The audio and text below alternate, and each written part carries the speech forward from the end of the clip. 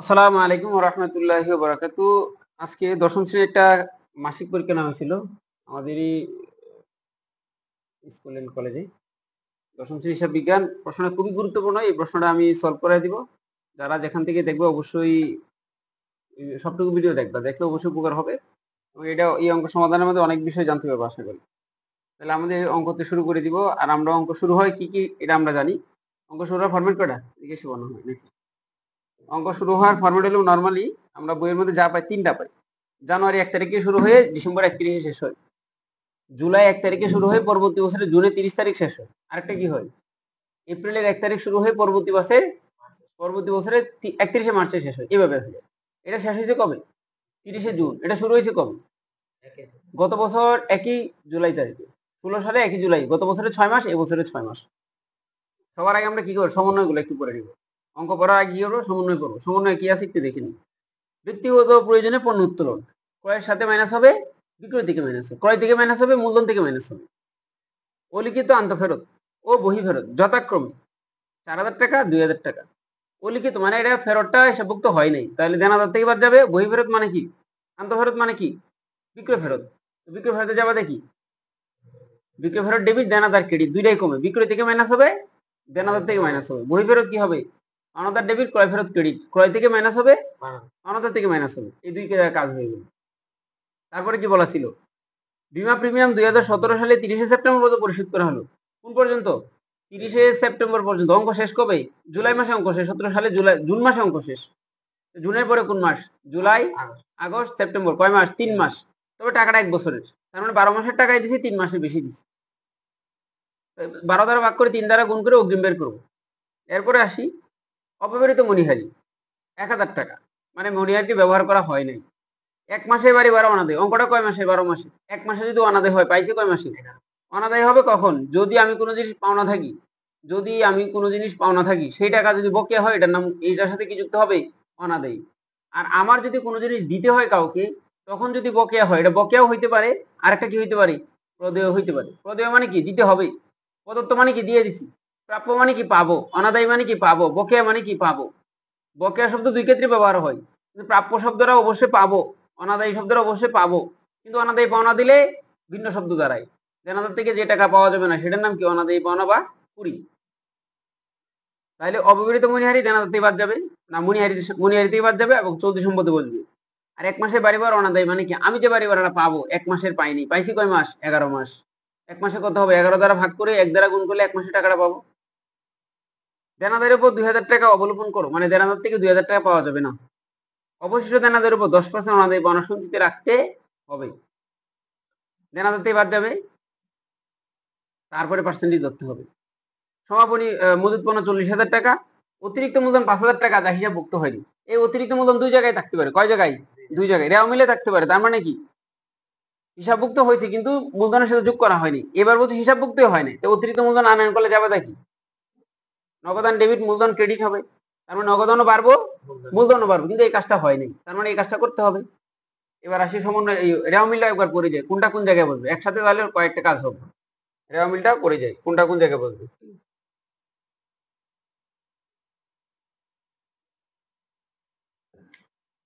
কি ছিল প্রথমে? বলছে বিশদায় বিবরণী, মালিকানা সত্ত্বের পরিবর্তন বিবরণী, আর্থিক অবস্থা বিবরণী। কয়টা পার্ট? 3টা পার্টই করতে হবে। একটা অঙ্কে 20 নাম্বার থাকবে। সবটুকু ভিডিও সবারই দেখতে হবে, কিন্তু অল্প দেখে চলে গেলে কোনো লাভ হবে না। যাদের আগ্রহ, যাদের দরকার তারা দেখবে আশা করি। তো দেনাদার চলতি সম্পদ, পাওনাদার চলতি দায়, এটা আমরা জানি। দেনাদারের সাথে আমরা কাজ আছে জানি, অলিখিত বহিঃফেরত, আবার কুঋণ, কুঋণ 3টা কাজ আছে দেনাদারের সাথে। পাওনাদারের সাথে কাজ কয়টা? একটা, দুইটা কই? বহিঃফেরত বাদ দিব শুধু। আমরা এদেরকে টান দিয়ে রাখবো। চালান কোটা অবশ্যই যেহেতু নাই, ডাইরেক্ট কাজ নাই, ডাইরেক্ট বসাবো। সাধারণ সঞ্চিতি মালিকানা সত্যের সাথে কি হবে? যোগ হবে। তো সরাসরি কোনো কাজ নাই। হাতে নগদের সাথে কাজ আছে, ওই যে অলিখিত মানে অতিরিক্ত মূলধনটা যোগ হবে, যেহেতু হিসাবভুক্ত হয় নাই। মূলধনের সাথে ওটা কাজ হবে, অনেকগুলো কাজ হবে। উত্তোলন তো মূলধন থেকে বাদ দিব, আমরা জানি। প্রারম্ভিক মজুত পণ্য জানি, ক্রয় বিক্রয় কোনটা আমরা জানি। ডেবিট পাশেটা ক্রয়, ক্রেডিট পাশেটা বিক্রয়। আর দালালি মেরামত, পরিচালন ব্যয়, জাহাজ ভাড়া প্রত্যক্ষ বিক্রিত পণ্য ব্যয়ের মধ্যে আসবে।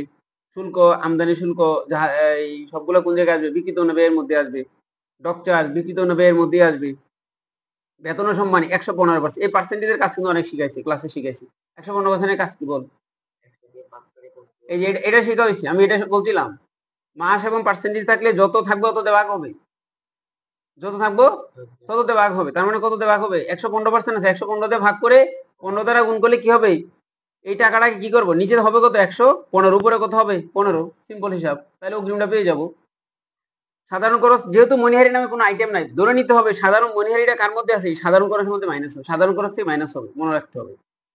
ঋণ 1/4/2015, ঋণটা কবে নিছি? 15 সাল থেকে ঋণ করছি। ঋণটা আজকে না অনেক পুরাতন? পুরাতন, বাট এটা 1 বছরের বেশি হয়ে যাচ্ছে। আমাদের হিসাব কয় বছর? সর্বোচ্চ 1 বছর। বেশি হলে কাজ করব না, কয় বছরে কাজ করব? 1 বছরের কাজ করব। ঋণের সুদ তাহলে 1 বছরের বকে আছে, এখনো দেই নাই। বিমা প্রিমিয়াম বলছে কয় মাস? 12 মাস, তাহলে 3 মাসে কি আছে? অগ্রিম আছে। এটা কি করতে হবে? এই টাকাটা কি 12 দ্বারা ভাগ করে 3 দ্বারা গুণ করে অগ্রিম বের করতে হবে। লিগ্যাল চার্জ সাধারণ পরিচালন ব্যয়, কুরিন সঞ্চিতি, ক্রেডিট পাশেরটা কুরিন সঞ্চিতি, আর লিগ্যাল চার্জ কোন পাশেরটা? ডেবিট পাশেরটা। এই যে ভগ্নাংশের কাজটা কি ছিল? বিজ্ঞাপন 5/3 অংশ, মানে কি? ভেরি গুড, একটা কইতে পারছো। তার মানে 5 অংশ দেওয়ার কথা ছিল, দিছি 3 অংশ, বাকি আছে 2 অংশ। এটা কি করতে হবে? টাকাটা কি 3 দ্বারা ভাগ 2 দ্বারা গুণ করলে বকেয়াটা পাবো। মনে থাকবো তো? বকেয়া কি হবে? যোগ হবে। বিবিধ খরচ তো নরমাল আমরা ওই পরিচালন ব্যয়ে বসাই দিব। তারপরে আছে কি? ব্যাংক জমা অতিরিক্ত সুদ, এটা কি হবে? অন্যান্য আয়, অন্যান্য ব্যয়ে যাবে, অন্যান্য ব্যয়ে গিয়ে বলবে সরাসরি। আর প্রাপ্তবারটা, প্রাপ্তবারটা কই যাবো? প্রাপ্তটা অন্যান্য আয়ে বসবে, প্রাপ্তবারটা কি হবে? অন্যান্য আয়। আর বিবিধ খরচ অন্যান্য ব্যয়ে বসাবো, এটাই বলতে যাচ্ছিলাম। প্রাপ্তটা অন্যান্য আয়। বিনিয়োগটা কবে? 1/2/2017। 1/2 কত? 2017, মানে কি? অঙ্কটা শেষ জুন মাসে 1 তারিখ, ফেব্রুয়ারি 1 তারিখে ইনভেস্ট করছি, তো কয়দিনে সুদ পাবো? ফেব্রুয়ারি মাসটা তো পাবো, 1 তারিখ শুরু হলে ফেব্রুয়ারি তো পাবো। ফেব্রুয়ারি, মার্চ, এপ্রিল, মে, জুন, কয় মাস? 5 মাস। এটা কাজটা কি করতে হবে? যত পার্সেন্ট আছে ওই পার্সেন্টেজটা দিব। 12% করলে কয় মাসের টাকা আসবে? 12 মাসের। 12 দ্বারা ভাগ করে কয় মাস লাগবে? 5 দিয়ে গুণ করলে আমরা সুদটা পেয়ে যাবো। বকেয়া সুদ কত? এটা যাবে কই? অন্যান্য আয়ে যাবে। আর বাড়ি ভাড়া কয় মাসের? না, 11 মাস। অঙ্ক তো 12 মাসের, নিচে না বলছে 1 মাসের বাকি, তো পাইছি কয় মাস? 11 মাস। বাড়ি ভাড়া টাকা কি 11 দিয়ে ভাগ করে 1 দিয়ে গুণ করলে কি পাবো? বকেয়াটা পেয়ে যাবো। এটা কোন জায়গায় বলবো? অন্যান্য আয় বলবে। আর আয়কর মূলধন থেকে বাদ যাবে মালিকানা সত্ত্ব বের করার সময়। বোঝা গেছে? তাহলে আমরা কোন আইটেমে কি কি কাজ আছে সব পড়ে ফেললাম। আমরা ক্রয় বিক্রয় কিন্তু একটা কাজ আছে, ক্রয় 2টা কাজ, আর বিক্রয় কটা কাজ? একটা কাজ। এবার আমরা অঙ্ক শুরু করে দিই, মনোযোগ দিয়ে দেখতে হবে। হ্যাঁ, আমরা হেডিং লিখে সময় নষ্ট করবো না। আমি কি লিখবো শুধু এখন? কি লিখবো? কোম্পানির নাম কি? সবার উপরে কোম্পানির নাম লিখতে হবে। এর নাম হলো ফারহানা এন্টারপ্রাইজ। ফারহানা এন্টারপ্রাইজ তোমার নিজেরা লিখবে, আমি কি লিখবো? বিশদ আয় বিবরণী। কয় কলাম? কলাম কয়টা? 3টা।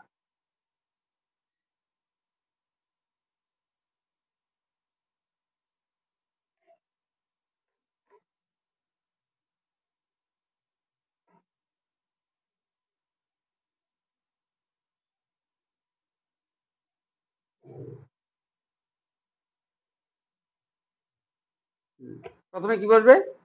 বিক্রয়। বিক্রয়ের টাকা সারা জীবন কাজ না থাকলে একটা আইটেম হলে বিক্রয়ের টাকা বসবে ফার্স্ট ফাইনাল কলাম। আর যদি কাজ তো বসে আছে, আমরা আগেই দেখছি। টাকাটা কত? 1,54,000। কত টাকা বাদ যাবে? কি অলিখিত আন্ত ফেরত, না যা থাকবো তার নাম দিও। সমন্বয়ে কত টাকা? 4,000 টাকা। বাইরে যাবে কত? 1,50,000 টাকা। একটু বুঝতে সমস্যা? হ্যাঁ, এবার বাদ দিব কি নামে? বাদ দিব বিক্রিত পণ্যের ব্যয়। কি বাদ দিব? বিক্রিত পণ্যের ব্যয়। শুরুতে কি বসবে? প্রারম্ভিক মজুত পণ্য। কোন মজুত পণ্য? প্রারম্ভিক মজুত পণ্য কি অঙ্কে নাই? আছে। কয় টাকা? যেহেতু এটার সাথে কোনো কাজ নাই, ডাইরেক্ট কোন জায়গায় বসবে? প্রারম্ভিক মজুত পণ্য কোন জায়গায় বসবে? কয় টাকা? মিড কলাম 30,000 টাকা, তাই না? প্রারম্ভিক মজুত পণ্য কত? 30,000 টাকা। এরপরে কি আছে? ক্রয়। ক্রয় কোন জায়গায় বসবে? ডেবিট পাশেটা ক্রয়। ডেবিট পাশের টাকাটা কত? 84,000 টাকা। ক্রয় থেকে কি বাদ যাবে? পণ্য উত্তোলন বাদ যাবে। কয় টাকা ছিল? 1,000 টাকা। কত হবে? 83,000 টাকা। তারপরে কি বাদ যাবে? অলিখিত কি? অলিখিত বহি ফেরত। কয় টাকা সেটা? 2,000 টাকা। বাদ গেলে বাইরে কত যাবে? আর কোন ক্রয়ের সাথে কাজ ছিল? ক্রয়ের সাথে আর কোনো কাজ নাই। এরপরে সরাসরি কিছু আইটেম বসে, সরাসরি কিছু আইটেম বসে, তাদের নাম কি? জাহাজ ভাড়াতে শুরু হয়। জাহাজ ভাড়ার সাথে কোনো কাজ ছিল? এই জায়গায় কয়টা ব্যয় বসে? নর্মালি 5টা ব্যয় বসে। 5টা ব্যয়ের নাম কি? জাহাজ ভাড়া একটা পাইছি, যেহেতু কাজ না ডাইরেক্ট মিট করলাম। তারপরে কি নাম ছিল? শুল্ক, আমদানি শুল্ক, যাই হোক এই জায়গায় বসবে। তারপরে কি ছিল? ডকচার্জ। 3টা পেয়ে গেছি একই অঙ্কের মধ্যে। আর আছে কি? পরিবহন, আন্তঃপরিবহন বা ক্রয় পরিবহন। 3টা জিনিসের একই নাম মনে রাখতে হবে। তাহলে জাহাজ ভাড়া গেল, শুল্ক গেল, ডকচার্জ। এরপর কি আছে? ডকচার্জের সাথে কি নাই? কোনো কাজ নাই। কাজ না থাকলে কোন কলাম? Meet column. 4000 পরে কত? 1000। প্রত্যক্ষ ব্যয় নামে আর কোনো আইটেম কি আছে?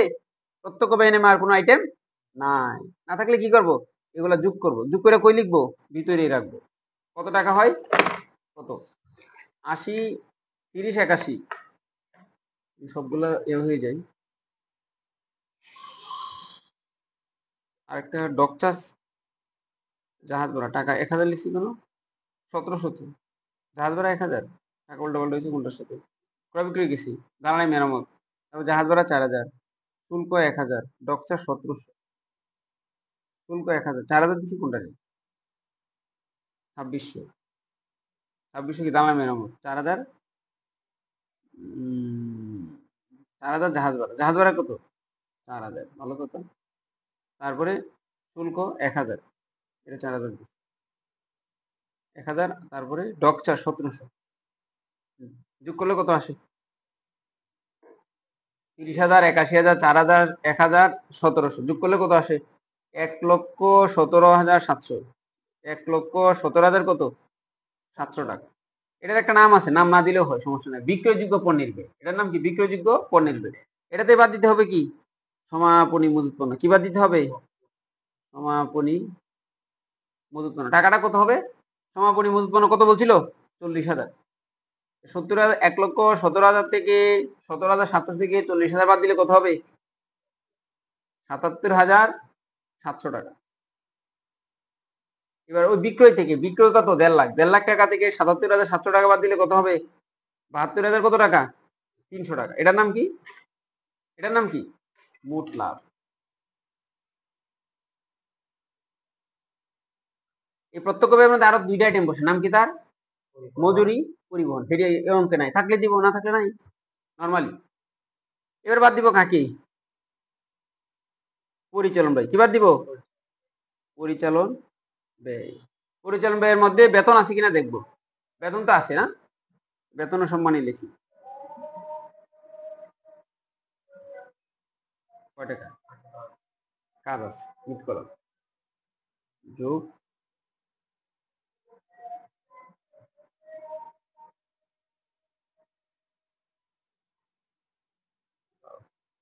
এই করে দিই।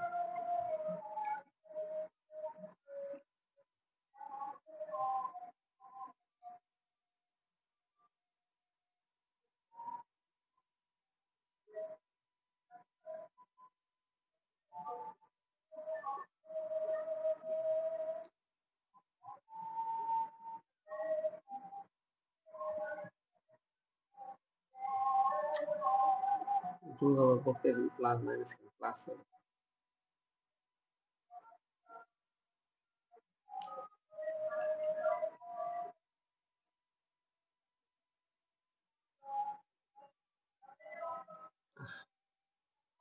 অগ্রিম তো, অগ্রিম, অগ্রিম মানে কি? 100% বেশি হইলে অগ্রিম। কত পার্সেন্ট অগ্রিম? সবই ঠিক ছিল, মাইনাসই হবে কিন্তু অগ্রিম হবে। 15,000। আদানটা শেষ, ঠিক আছে। এটা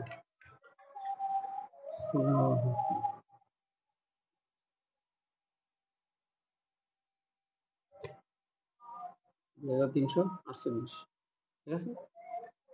এরপরে কি আছে?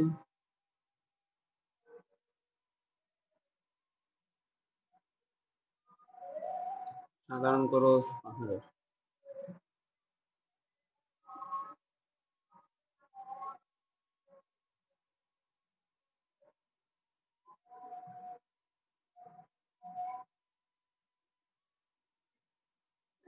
অবৈধ মনি কত?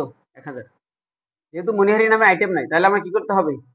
মনিহারি নামে আইটেম না থাকার কারণে সাধারণ খরচের মধ্যে মনিহারি আছে মনে করি, এবং সাধারণ খরচে মনিহার অব্যবহৃত মনিহার কি করব, বাদ দিব, বাদ দিয়ে ডাইরেক্ট টাকা লিখব। এরপরে কি ছিল ব্যয়ের নাম,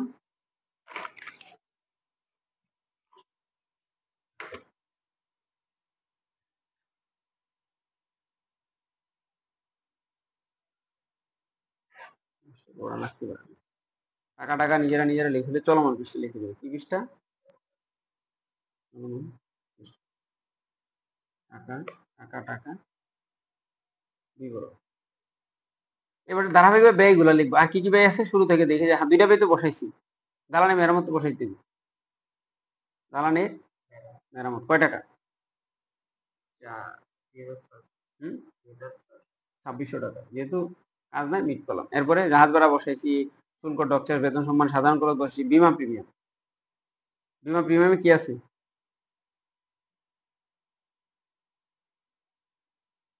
কাজ আছে। বিমা প্রিমিয়ামের টাকাটা কত, 1500 টাকা। মাইনাস কি হবে, অগ্নি, কয় মাসের টাকা, 1500 কে 12 দ্বারা ভাগ করে 3 দ্বারা গুণ করতে হবে, কত হবে, 375 টাকা। বাইরে যাবে কত, 1125 টাকা। এরপরে কি আছে, বিমা প্রিমিয়াম, লিগ্যাল চার্জ,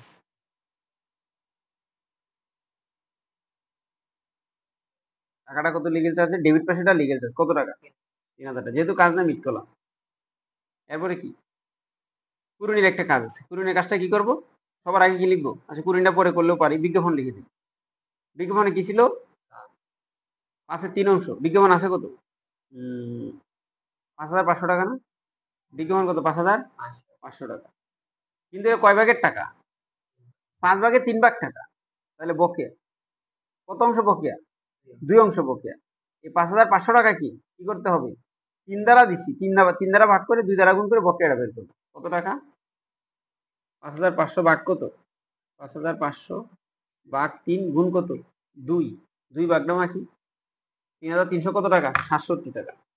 3000 না 667 টাকা, 3600 কত, 67 টাকা। তাহলে 5500 যোগ করলে কত আসে, 9100 কত টাকা, 9167 টাকা। গেল বিমার কাজ। বিজ্ঞাপনের কাজ শেষ। ব্যাংক জমা অতিরিক্ত অন্যান্য প্রাপ্তবার্তা, অন্যান্য বিনিয়োগ, অন্যান্য আয়কর, অন্যান্য। এবার আছে কি, সমাপনী কুরুন সঞ্চিতি। কি সমাপনী কুরিন সঞ্চিতি। এবার সমাপনী কুরিন সঞ্চিতি কেমনে পাবো, ওই দেনাদার কত টাকা, 20,000 টাকা। দেনাদার কত, দেনাদার হলো 20,000। 20,000 প্রথমবারে বাদ দিব কি, আন্তঃফেরত 4000, সেটা বাদ দিব। তারপরে দেনাদারতেই পাওয়া যাবে না কত, 2000, আছে কত, 14,000। 14,000 সঞ্চিতি কয় পার্সেন্ট, 10% ইন্টু 10, কত হইলো, 1400 টাকা। সমাপনী কুরিন সঞ্চিতি কত টাকা, 1400 টাকা। এবার আমি আগে সঞ্চিতি করছিলাম কয় টাকা, 2500 টাকা। আমার লস হয়েছে কত টাকা, 2000 টাকা। আরো আছে কত টাকা, সেটা কি করতে হবে, বাদ দিতে হবে। মাইনাস কি লিখতে হবে, কুরিন সঞ্চিতি কি লিখতে হবে, কুরিন সঞ্চিতির প্রারম্ভিক উদ্বৃত্ত লিখতে হবে। কয় টাকা লিখবো, 2500 মাইনাস কত, 2000, আছে কত, 500 টাকা। বাদ দিলে বাইরে যাবো কত টাকা, 700 টাকা। আর কোনো আইটেম বাদ গেছে কিনা সবটুকু অঙ্ক এক নজর আবার দেখতে হবে, কোনো আইটেম বাদ পড়ছে কিনা। ব্যয়ের নামে, হ্যাঁ, দালান মেরামত, সাধারণ হাতে নগদ, উত্তোলন, প্রারম্ভিক মজুদ, ক্রয় বিক্রয়ের কাজ আমরা করছি, দালান মেরামত, জাহাজ ভাড়া, বেতন সম্মানে সাধারণ খরচ বসাইছি, বিমা প্রিমিয়াম বসাইছি, লিগেল চার্জ দিছি, বিজ্ঞাপন দিছি, বিবিধ খরচ অন্যান্য ব্যয় দিব, বাট এটা অন্যান্য বিনিয়োগের আয়কর শেষ। আশা করি আর কোনো কাজ নাই। কয় টাকা হলো, এই পাশে কত আছে, 700 না, 2600, তারপরে কত, 1125, তারপরে 3000, তারপরে 9100 কত, 67, তারপরে 700, পৃষ্ঠা কত আছে, 4000, তারপরে 15,600 কত, 52 টাকা, তাই না, 15,652 টাকা। মোট কত হলো, 36,200 কত, 44 টাকা। মোট ব্যয় হলো কত, 36,244 টাকা। আগে ছিল কত, 72,000 কত টাকা, 300 টাকা। এই 72,300 টাকা থেকে 36,244 টাকা বাদ দিলে কত হয়, 36,000 কত, 56 টাকা। 36,000। এটার নাম কি? হ্যাঁ, এটার নাম কি? পরিচালন পরিচালন মুনাফা। তার সাথে কি করতে হয়? যোগ করতে হয়। কাদেরকে? অন্যান্য আয়। অন্যান্য আয় এই অঙ্কে কয়টা আছে? 3টা আছে। কি কি আছে? প্রাপ্তবারটা কোনো কাজ নাই, ডাইরেক্ট টাকাটা কত?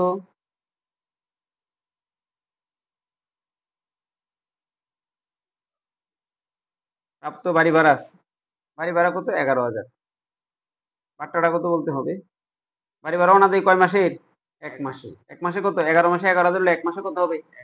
1,000। যোগ করে বাইরে যাবো কত? 12,000। প্রাপ্ত বাট্টাটা কত? 4,000। ডাইরেক্ট মিট করলাম, যার সাথে কাজ নাই। এরপরে কি আছে? বিনিয়োগের সুদ আছে। বিনিয়োগের সুদ। বিনিয়োগ সুদ কত? কয় মাসের হবে? ইনভেস্ট করছি কবে? 1, 2, 5 মাসের সুদ হবে। কয় টাকা? 30,000 টাকা 12% 3600। 3600 1 মাসে কত? 300। 5 মাসে কত? 3 5 1500। ডাইরেক্ট পেয়ে গেলাম। কত আসলো? 1500 টাকা। 1 মাসে কত? 300। 3 বারং 3600। 30,000 এ 12% 3600। 3 বারং 3600। 1 মাসে 300। 5 মাসে 1500। আর কোনো আয়ের আইটেম আছে? আমার জানা মতে আর কোনো আয়ের আইটেম নাই। তাহলে কত হলো? 12,000 16,000। 16,000 আর 1500 কত? 17,500 টাকা। ওটার সাথে এটা যোগ করতে হবে। যোগ বাদ দিব কি? অন্যান্য ব্যয়। অন্যান্য ব্যয় বাদ দিতে হবে। কত আসছে? 36,056। 36 শূন্য প্লাস 17,500। 53,500। 53,500 তো 56 টাকা। আরে কি মোটা কথা লস। 53,500 কত টাকা? 53,556 টাকা। তার সাথে অন্যান্য ব্যয় বাদ দিতে হবে। তাদের নাম কি কি? অন্যান্য ব্যয় কয়টা আছে? আমার বেশি নাই। অন্যান্য ব্যয় কি কি আছে? হুম, আরে আয়কর তো এটার লগে সম্পর্ক না। কি আছে? বিবিধ খরচ আছে। বিবিধ খরচ কত টাকা? বিবিধ খরচের টাকাটা কত? বিজ্ঞাপন দিল 5,500। 3600 টাকা। যেহেতু কাজ নাই তাহলে কি হবে? ডাইরেক্ট মিট করলাম। এরপরে কি আছে? ব্যাংক জমা অতিরিক্ত সুদ। ব্যাংকের মধ্যে সুদ কত টাকা? ডেবিটে 10,000 টাকা। এরপরে কি আছে? ঋণের সুদ আছে। কার সুদ? ঋণের সুদে বকে আছে বলছে কোনো জায়গায়, কিন্তু ধরে নিতে হবে। কারণ কি? ঋণের সুদ কত হবে? 15,000 টাকার উপর 10%। 15,000 10% কত হবে? 1500। যেহেতু পার্সেন্টেজ আছে, তারিখ আছে, তাহলে 1 বছরের সুদ অবশ্যই ধরতে হবে। 1 বছরের বেশি সুদ ধরা হয় না, এটা মনে রাখতে হবে। তাহলে কি হবে? 1500, 10,000, 11,000, 14,000, 15,000 কত হবে? 10 3 13। 13 আর 1 কত? 14। 14 500 আর 600 1100। তো কত দিব? 15,100 না? এবার ওই মাইনাস করতে হবে। 53,556। 53,556 মাইনাস 15,100। 38,400। এটার নাম কি? নিট মুনাফা। গর্ত পেন্সিল করে লাস্টে এটা কি করবো আমরা? মুছে দিব। নিট মুনাফা। আরেকটা কি? কোম্পানির নাম কিন্তু সেম লিখতে হবে। আমি এই ঘরের মধ্যেই করে দিচ্ছি। মালিকানা সত্ত্বের কি? পরিবর্তন বিবরণ।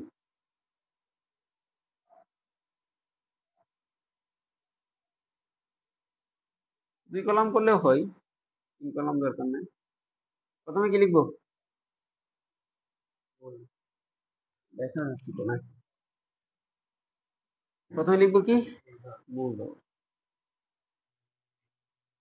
মূলধনের টাকা কত? ওই যে টাকা 28,000 টাকা। কয় টাকা? তার সাথে কি করব? যোগ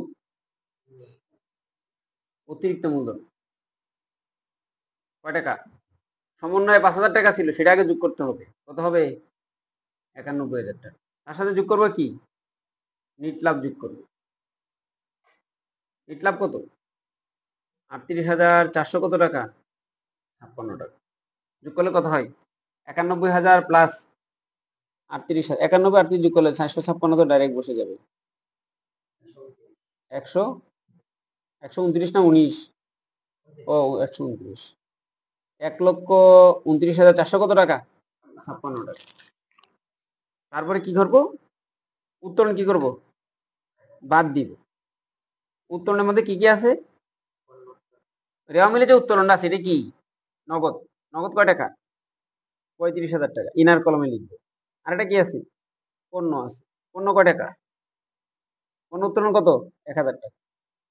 ওটা মুছা যাবে না কিন্তু। 36 মাইনাস করলে কত হয় এটা বলতে হবে আবার। 1,29,556 থেকে 3600 টাকা মাইনাস করলে কত হবে?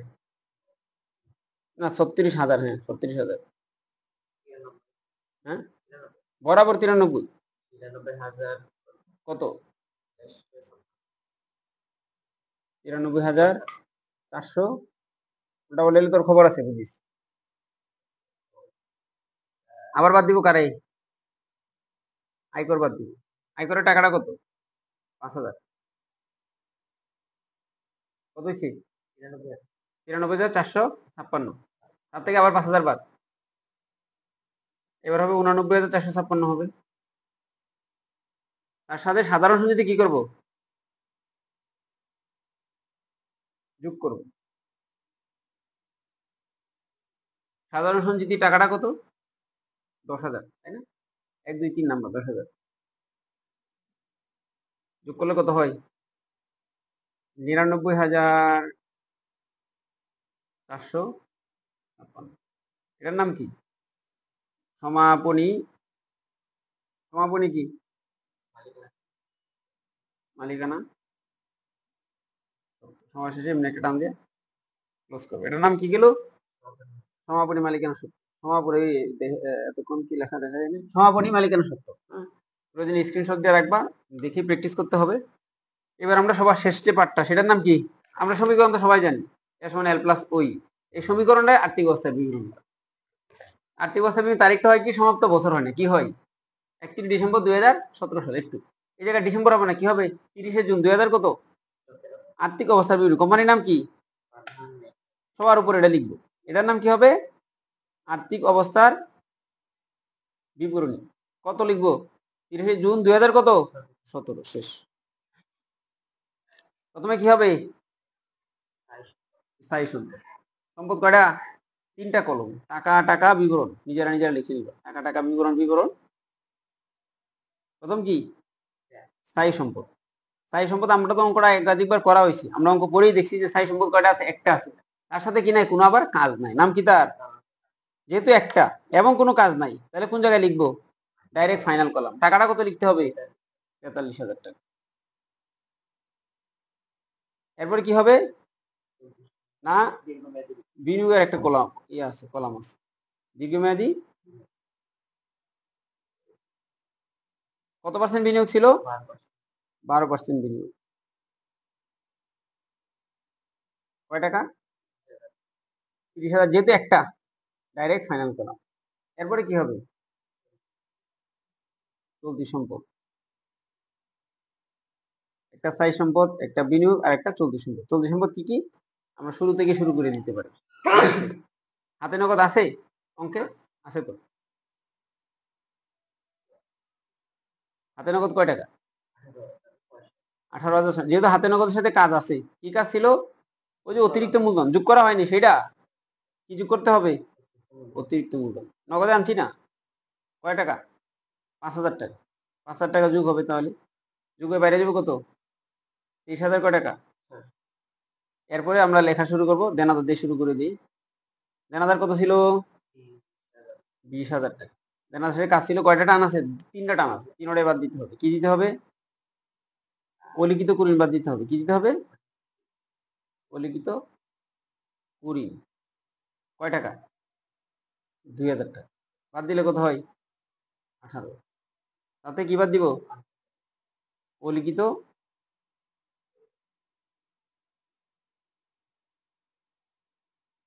কয় টাকা? 4,000 টাকা। বাদ দিলে কত হবে?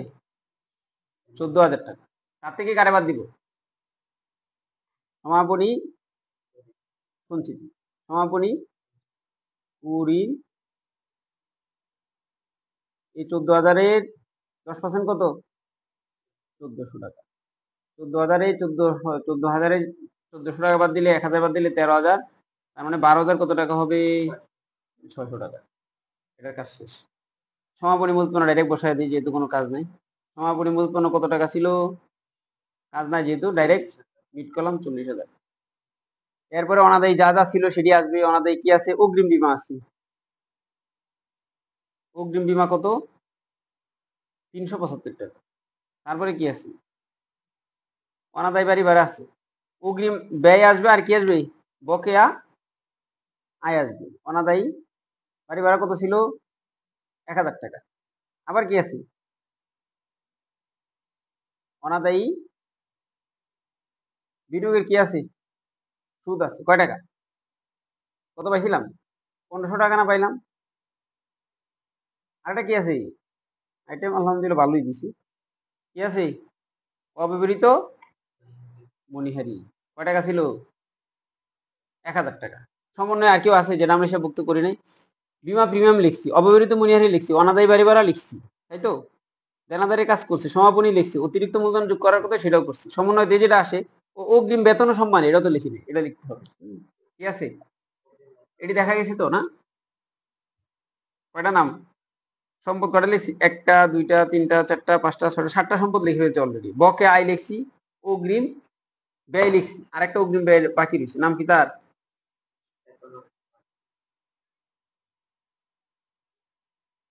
কি হবে? অগ্রিম বেতন ও কি হবে? সম্মান। কয় টাকা ছিল? ওই যে অগ্রিম ব্যয় তো এই জায়গায় আসবে। কত ছিল? অগ্রিম 300, বেতন সম্মানী 2,300 কত? 48 টাকা। 2,348 টাকা। আর কোনো অগ্রিম আয় আছে? অগ্রিম ব্যয় আছে? কোনো কাজ ছিল যে কাজটা আমরা কাজ করি না এখনো? রেওয়া মিলে সমন্বয়ে।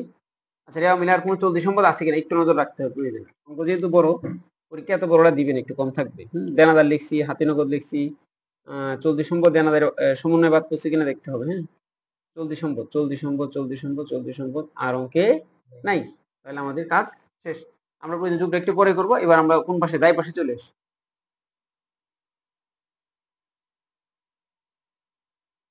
হেডিং হবে কি? মালিকানা সত্ত্ব ও দায়। প্রথমে কি হবে? যেহেতু সমাপনী মালিকানা সত্ত্ব আমরা কাজ করছি, কি লিখবো? সমাপনী মালিকানা সত্ত্ব। টাকাটা কত আসছে? ডাইরেক্ট দেখে বসাই দিল। 99,400 কত? 99,456 টাকা। বুঝা গেছে? এবার কি লিখবো? দীর্ঘমেয়াদী দায়। কত পার্সেন্ট ঋণ ছিল? 10% ঋণ। কয় টাকা? 15,000 টাকা। ডাইরেক্ট কোন কলাম? Final column. এবার কি লিখবো? চলতি দায়। চলতি দায়। চলতি দায় শুরুতে কি বসাই দিব? পাওনাদার একটা ছিল। পাওনাদারের সাথে কাজ ছিল? কয়টা কাজ? টান দিছি একটা, তাহলে কাজও একটা। 37,000 টা প্রথম কলাম। বাদ দিব কি নাম দিই? অলিখিত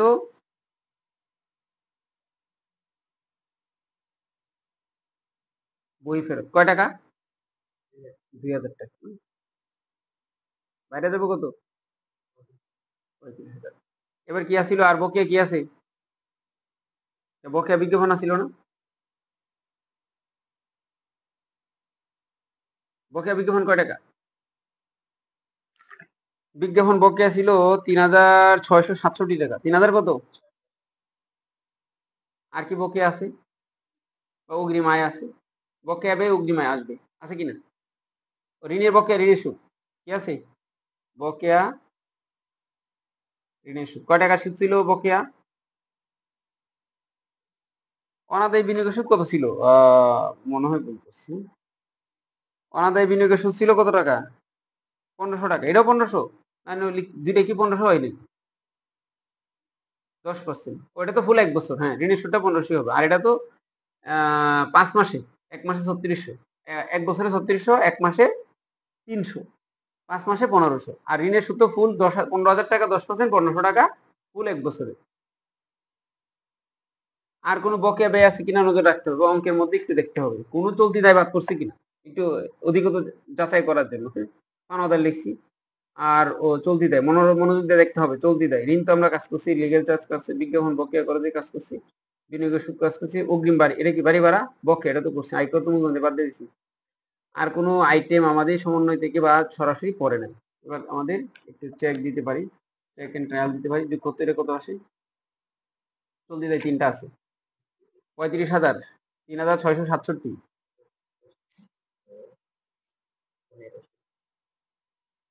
কত আসছে? ৪০,১৬৭।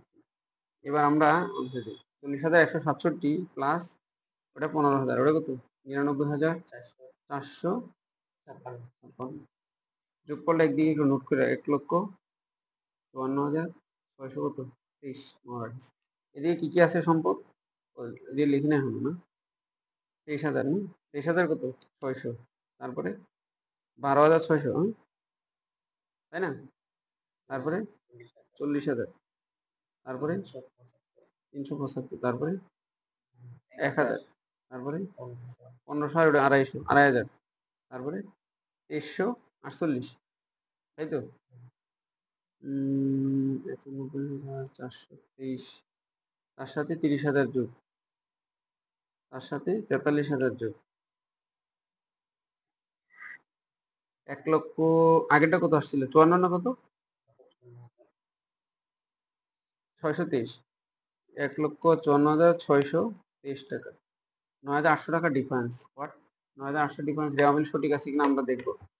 এটা যাচাইয়ের দরকার আছে, রেওয়া মিলটা অনেক মিস্টেকও থাকতে পারে। আমরা আগে যে কাজগুলো করছি সবই করে দিই, একবারে দেখবো ভুলগুলো কি হয়েছে কোন জায়গায়। ৩০,০০০ কত? ৬০০ টাকা, তারপরে ১২,৬০০ টাকা, তারপরে এটা ৪০,০০০, তারপরে ৩৭৫ অগ্রিম, তারপরে ১,০০০ টাকা কি ছিল? অনাদায়ী বাড়ি ভাড়া। ১৫০০ টাকা কি ছিল? অনাদায়ী বিনিয়োগের সুদ। তারপরে ১,০০০ টাকা অব্যবহৃত মূলধন, তারপরে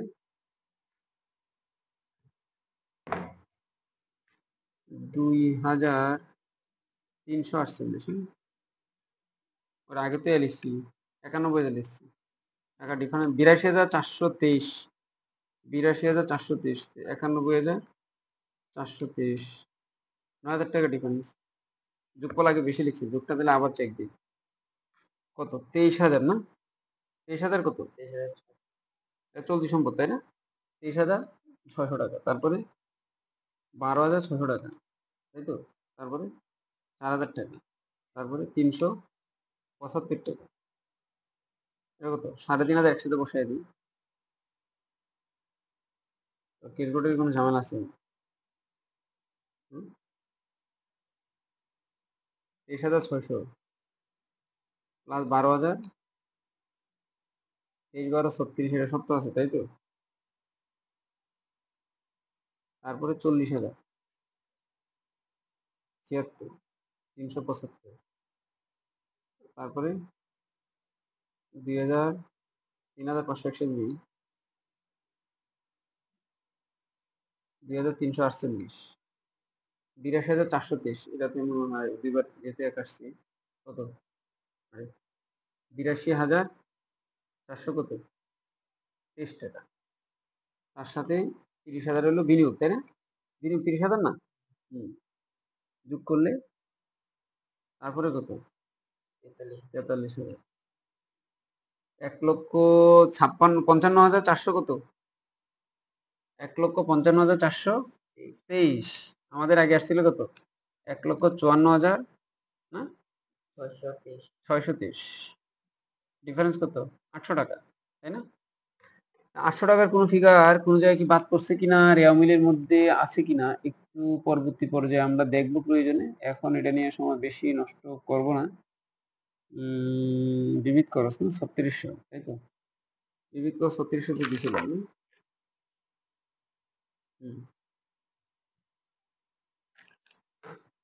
আচ্ছা, এই লিমিটটা একটু দেখি। ৯৯,০০০ কত? ৪৫৬ প্লাস ১৫,০০০ প্লাস ৪০,১৬৭। 54,623 টাকা। 35,000 প্লাস 3,667। এটা কিন্তু কোনটা ছিল, বিজ্ঞাপনের বিষয়টা নাকি? 5,500 ভাগ 3 গুণ 2, 3,667, এটাও ঠিক আছে। 1500 ভাগ 12 গুণ 3, 375, এটাও ঠিকঠাক আছে। এবার আসি বেতনে। 18,000 ভাগ কত, 115 গুণ কত, 15, 2,348, এটাও ঠিকঠাক আছে। দেখ, এবার শত দেখার পরে যদি কোনো মিস্টেক থেকে থাকে তাহলে আমরা করে দিই, সমস্যা নেই। 900, 400 টাকা আইটেম কোনো আছে কিনা রেওয়া মিলের মধ্যে? 1700 লিখছি, 400 টাকা অথবা 800 টাকা, একটা ডিফারেন্স হয়েছে। রেওয়া মিলে যোগ করলে কোনো সমস্যা আছে কিনা? 5,500 টাকা কিসের জন্য? বিজ্ঞাপনে না? 2500 টাকা করিয়ে নি, 3,000 টাকা লিগেল চার্জ বসানো। যদি আমরা এখন আর অত সময় নষ্ট করবো না, লম্বা ভিডিও হয়ে যাবে। আমাদের যোগফল এদিকে কত আসছে? 54,000, 1,54,623 টাকা। আর ওদিকে আসছে কত? 55,423 টাকা, তাই না? 800 টাকা ডিফারেন্স। 800 টাকা কোন দিকে বেশি? সম্পদ পাশে বেশি, তাই না? সম্পদটা আগে লিখে দিব। কত? 1,55,400 টাকা 23 টাকা। এটার নাম কি? মোট সম্পদ। আর এই দায় পাশে কি হয়? 800 টাকা কম হয়। যেহেতু কম হবে এই জন্য কি হবে, 19 হিসাব দিয়ে 1,000 টাকা বসাই দিই। 19 হিসাব টাকা কত? 800 যোগ করলে কত হবে? 1,55,400 টাকা 23 টাকা। এটার নাম কি হবে? মালিকানা সত্ত্ব ও দায়। বুঝা গেছে? মোট দায়। মালিকানা সত্ত্ব ফ্র্যাকশনটাকে একটু দেখে যাবো কিনা। মালিকানা সত্ত্বের টাকাটা কত ছিল? একটু যোগ করে দিই। কত? 88,000, তাই না? প্লাস কত? 5,000, 93। এই যে 88 আর 5 93। 91 লিখছি যে, 88 না, 5 93 লিখছি, 91। তার সাথে 38,000 কত? 38,456 যোগ হবে। 38,456, তাই না? এটা হবে 93, এটা হবে 38,000, হবে কত? 1,31,400 কত? 56। তার থেকে বাদ যাবে 36,000। এটা হবে কত? 95,456। কত হবে? 95,456 থেকে 5,000 বাদ যাবে, 90,000 হবে। 90,000 কত? 90,456। 90,000 থেকে 10,000 যোগ হবে, তাহলে 10,000 যোগ করলে 1 লাখ হবে। বরাবর 1,04,56। 1 লাখ কত? 1,04,000, নয়টা দিতে হবে। 1,04,56। তাহলে তো আমাদের টাকা এই পাশে বেশি আছে, এই পাশে টাকা শর্ট করবে না। 1,04,56। তার সাথে কি হবে? 15,000 যোগ হবে। তার সাথে কত যোগ হবে? 40,168। 1,55,000 কত? 623। আগেরটা কত ছিল? Very good. না, আগেরটা কত আসছিল? 55,623 না? 423। এবার আছে 55,623। 200 টাকাই দিই। আমাদের যে আরেকটু ডিভাইস দিই, তাহলে 19 হিসাবটা আর আসবে না। আমাদের আসছে 623। আগেরটা আসছিল কত? 55,623 আসছে। 19 উল্টা ওইদিকে চলে যায়। আমরা এই পাশটা আরেকটু যোগ করে রিকভারি আমরা দিতে পারি। এবার একটু রিচেক করা লাগবে। রিচেক করলে হয়তো ধরা পড়তে পারে। 20 20 18, 1400 বাদ দিলে 14,000 থেকে 1400 বাদ দাও, 12,600। তার সাথে 40,000 যোগ, তার সাথে 375 যোগ, তার সাথে 3,500 যোগ, তার সাথে 23,600 যোগ, তার সাথে 2,348 যোগ, 82,423। 82,423, তার সাথে 43,000 ডাইরেক্ট যোগ, তার সাথে কত? 30,000 ডাইরেক্ট যোগ, 55,400। 200 টাকা আমাদের শর্ট পড়বে। 200 টাকা আপাতত পাওয়া যাচ্ছে না, আমরা শীট দিয়ে মিলিয়ে দিব। আর সবটুকু রিভাইজ দিলে হয়তো চলে আসবে। যে মিলে ভুল আছে কিনা লিখতে গিয়ে ভুল হইতে পারে। তাহলে অনুশীত কোন দিকে? সম্পদ পাশে 200 টাকা অনুশীত দিতে হবে। খুবই ক্রিটিক্যাল একটা অঙ্ক, অনেকগুলো আইটেম এটার সাথে জড়িত। যারা এই অঙ্কটা একটু সিরিয়াসলি দেখবা, হ্যাঁ, উত্তরগুলা খুবই কাছাকাছি। 200 টাকা এদিক সেদিক আছে, কোনো জায়গায় থাকতে পারে যুগবিগে, রিচেকের ব্যাপার আছে। তারপরে আমরা হাতে নেব 5,000, 23,600 হবে। এই একটা অঙ্ক ভালো করে দেখবা, তারপরে হলো বইয়ের মধ্যে 5 নাম্বার অঙ্কটা এবং 6 নাম্বার অঙ্ক, 5 নাম্বার, 8 নাম্বার। বইয়ের মধ্যে কত? 5 নাম্বার, 8 নাম্বার আর এই যে অঙ্কটা, এই তিনটা অঙ্ক দেখলে মোটামুটি আইডিয়াটা চলে আসবে। 5, 5, 8, 5, 6, 8 হলো মেন বইয়ের উদাহরণ 5 নাম্বার। এই 4টা অঙ্ক যদি ভালো করে করো তাহলে আপাতত যে কোনো পরীক্ষার জন্য আর সমস্যা হবে না। আর সবগুলো তো আমি বলেই দিছি। হ্যাঁ, আর যদি কোনো জায়গায় এমন থাকতো যে এই একটা ব্যয়ের সাথে আমি বসাই দিই, ব্যয়টা কি আছে? ব্যয় তো নাই। যদি এই জায়গায় মাস থাকে, যেমন বিবিধ খরচ কি আছে? বিবিধ খরচ কয় মাস? হয়তো থাকতে পারে 8 মাস, হয়তো থাকতে পারে কয় মাস? 15 মাস। এই দুইটা জিনিস থাকতে পারে। তাহলে কি হবে? 8 মাস থাকলে 8 দিয়ে ভাগ করে 4 দিয়ে গুণ করে বকেয়া পাবো। আর 15 মাস থাকলে কি হবে? 15 দ্বারা ভাগ করে 3 দ্বারা গুণ করে অগ্রিম পাবো। আর ঝামেলা সবই শেষ। এই অঙ্কটা ভালো করে বারবার রিভাইজ দিতে হবে। এই 200 টাকা ঝামেলা কই আছে বের করে আনতে হবে। যারা যখনই দেখবে অবশ্যই একটু কমেন্টস করে রাখবা। হ্যাঁ, খুবই গুরুত্বপূর্ণ অঙ্ক। তাহলে 20-এ 20 পেয়ে যাবা। আর টেনশনের কারণ পরীক্ষা এত বড় থাকবে না, আরো অল্প দিবে, কম দিবে, সহজ দিবে। হ্যাঁ, আল্লাহ হাফেজ। তবে আমার একটা ইউটিউব চ্যানেল আছে, জেনুইন অ্যাকাউন্টিং একাডেমি, এটা একটু সাবস্ক্রাইব করে রাখবা। হ্যাঁ, ওটাতে ভিডিওটা আপলোড করা হবে।